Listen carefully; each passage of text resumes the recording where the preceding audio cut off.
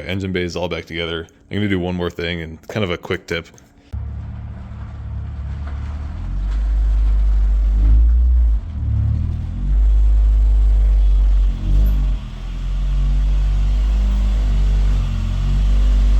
What is up, guys? Today we're just going to be putting new motor mounts in the GSR Integra. I actually put new ones in. They're stock ones, whatever, from Rock Auto, and they're already bad, and I don't really beat on the car much. So I don't know why they're already bad. They're just junk, probably cheap ones, whatever. So we're gonna upgrade to the 1320 mounts. So I've actually had these for a really long time. I already installed the rear one when I finished putting the car together. The reason I did that was so I could break the rear one in, and I figured it was gonna be way too stiff and vibrate with these in it. But at this point, I am just sick of the car bouncing around. Like when you let off the throttle, the car jerks back and forth, and don't know why the mounts went bad so fast.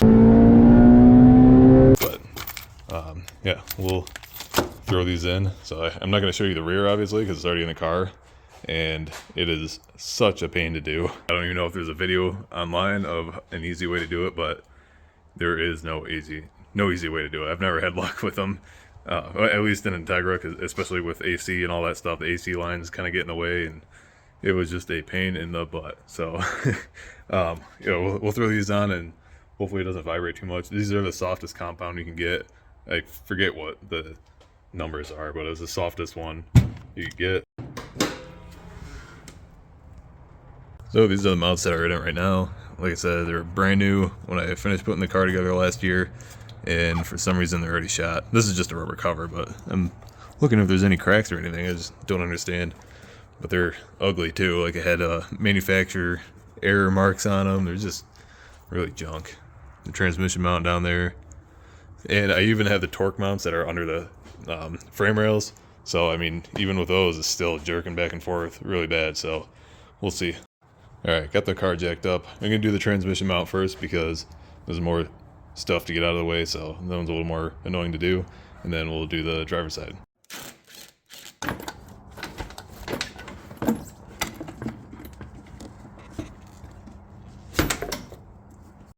We'll get the jack under here to support the transmission. Just barely get it under there, and once you see a little bit of pressure, it'll be good enough.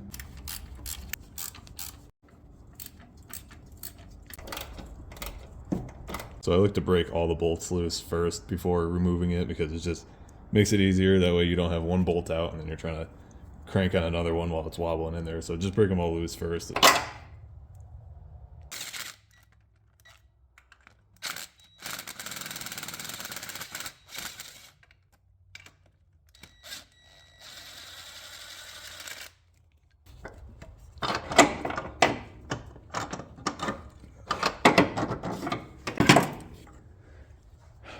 Let's look at it. Yeah, there's nothing visually wrong with it. That tear in the bottom, that's just like a casting thing that's supposed to be hollow. It's just how they're done. It's, I don't know, cheap. Well, I mean, look at the weld marks and crap. This thing is just cheap. I really don't know why they're just so jerky. They must use like a really soft rubber compound or something on these, and on top of it not being a solid filled mount like these. So like a really soft rubber, softer than OEM, plus being hollow like that. Maybe that's why, I don't know. They worked fine for a few months. That was it. I think these are gonna be a pain in the butt because they're designed a little bit different. I can't remember. It's been a while since I've done Integra mounts, but they give you the bolts in case you do it like their way. You can use bolts instead of studs or whatever. It might drop right in actually easier. Can't remember. Alright, I just popped the bolts out of the torque mount to give me a little more leeway so I can drop the transmission down, maybe get the squeeze them out in easier. But as you can see, they're still brand new, like I said. There we go. Alright, I just put a little silicone grease on the side of the mounts, or the rubber is, to help slide it in the bracket. And now it's pretty lined up, so I'm going to jack the engine, or transmission, whatever, back up into the holes, get the studs in there, and then put the nuts back on. And then I like to line up the stud first that goes through, or the bolt that goes through here first, get that in, and then tighten these up accordingly. It's easier that way because this is the most difficult one to line up. Oh my gosh, look how satisfying this is. That never happens.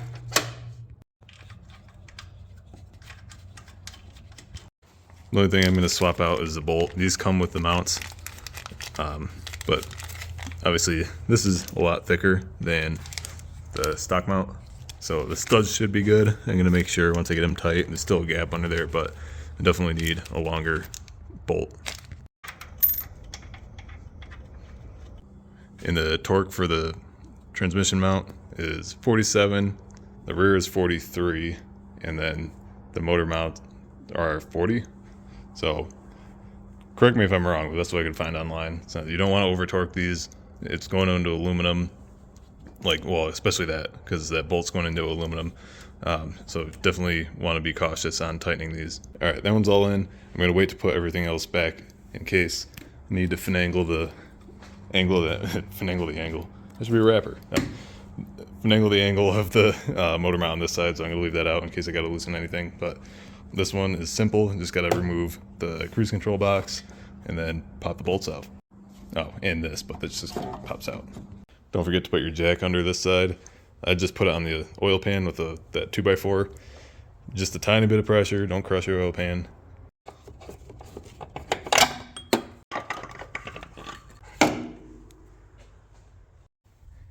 Yeah, there's nothing wrong with it by the looks of it. Huh. Don't know. They're just junk. And I got like the mid-grade one, the daily driver selection on Rock Auto, so I guess they're just really junk. I mean, look at the casting on that. I think they reuse old ones or something and then refill them. But it just look terrible too out of the box. All right, I'm going to put a little bit of silicone grease on this one too and then slide her in. This side might take a little bit of a rubber mallet and pry bar action to get lined up, but not too bad. Also, I forgot to mention this before. I don't like to tighten these bolts completely until everything is together. Like, tighten these down, tighten the other ones down, but don't tighten the ones that go through the mounts until you get everything together, because I just feel like you're torquing against the other side that's already there, and then that way when it's all together, you can torque it under the engine just sitting naturally rather than forced on one side or the other. So I don't know, kind of like suspension in that sense, I guess. I don't know if it matters that much, but I feel like you could just barely have the engine tweaked. So that's just how I do it. All right, that's all in. I'm gonna put the torque mount bolts back in, and then we'll throw it on the ground and then torque the bushing or the mount bolts.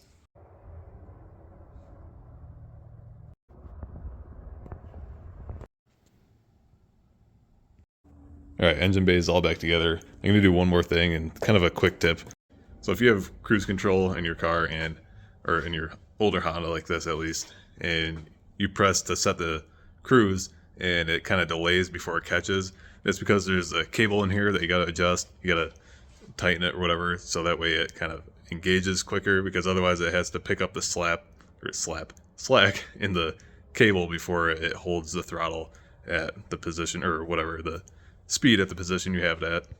So to do this, all you gotta do is take the cover off this module.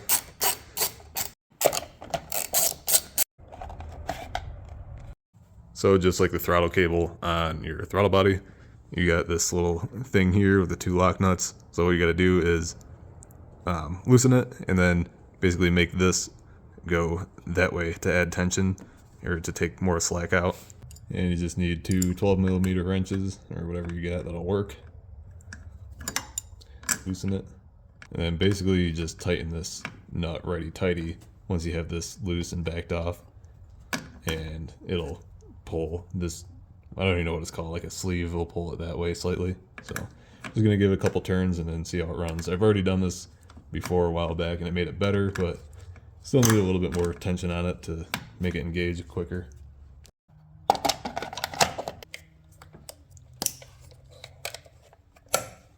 All right, let's start up and see how bad the vibration is. And if you are interested in the headlights, you'll see on the drive, because it's dark out, I have a discount code for you, which is just Conjo Brothers for Exito LED headlights. In case you didn't notice them while we're working in the engine bay, but that's the light, and then they got the little ballast thing here that just plug and play right into your car. All right, moment of truth.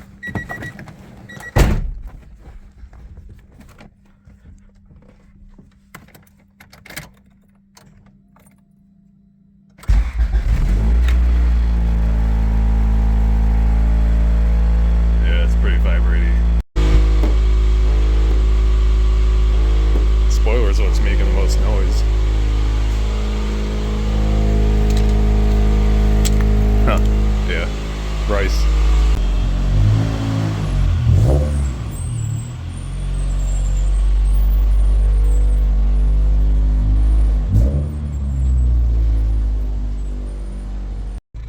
And I know the mounts will be a little bit more rough the first week or so, so if you're doing this, you know, they will get better. So I'll keep you updated with other videos, you know, while I work on this car. But yeah, we'll go for a drive. I don't know how well my GoPro is going to do in the dark, because I don't even know if I've ever actually used it in the dark before, so we'll find out.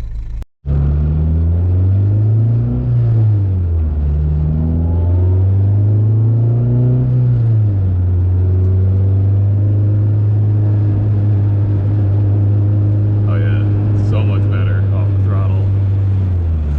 It doesn't jerk around all the time. I should have taken a before video, but I mean, it's really hard to see on camera anyways. It's more of a feel thing. Oh, and there's my headlights. I don't know if they make a difference on camera. I only have them on the high beams. So bright, they're so good. Oh yeah, I should test my cruise control too. Oh yeah, cruise control engages way faster now, almost immediately, so that works good.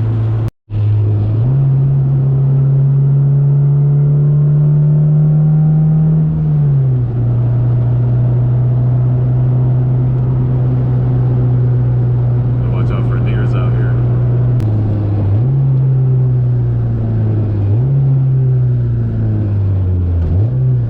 Do a little pull. I'm not gonna launch it because it's my daily.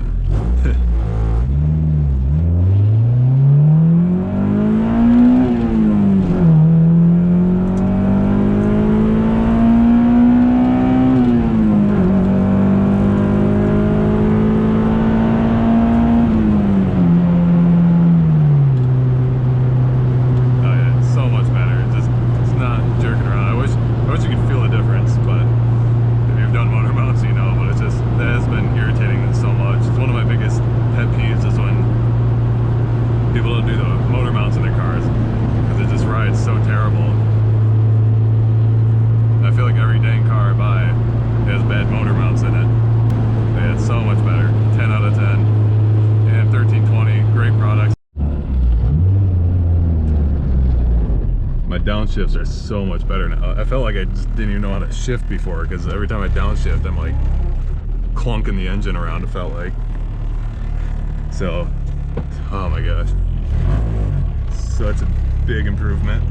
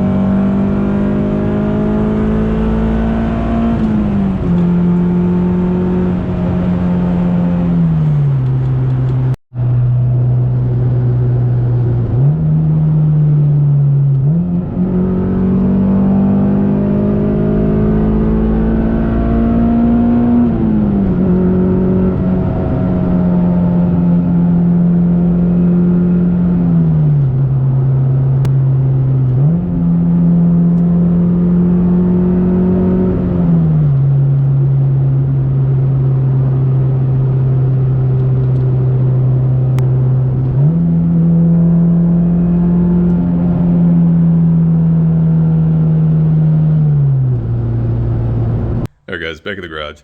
So definitely fixed my like bucking issue when it was like a bucking Bronco when you were letting off the throttle. So 100% improvement. They do vibrate a little bit, but I'm pretty sure it's just going to go away once I break them in for a couple of weeks or a month or whatever. So I'm not too worried about it. And once the car is warmed up, obviously when it was at high idle, they've made a lot more noise than it was when it was warmed up. So yeah, not too worried about it. Well, anyways, if you like the video, I appreciate a like. Subscribe if you want to stay up to date with the builds and the projects. And follow my Instagram, Kanjo_brothers, if you want to see more content on there. Also, if I don't see you by Christmas, hope you have a Merry Christmas. And yeah, thanks for watching.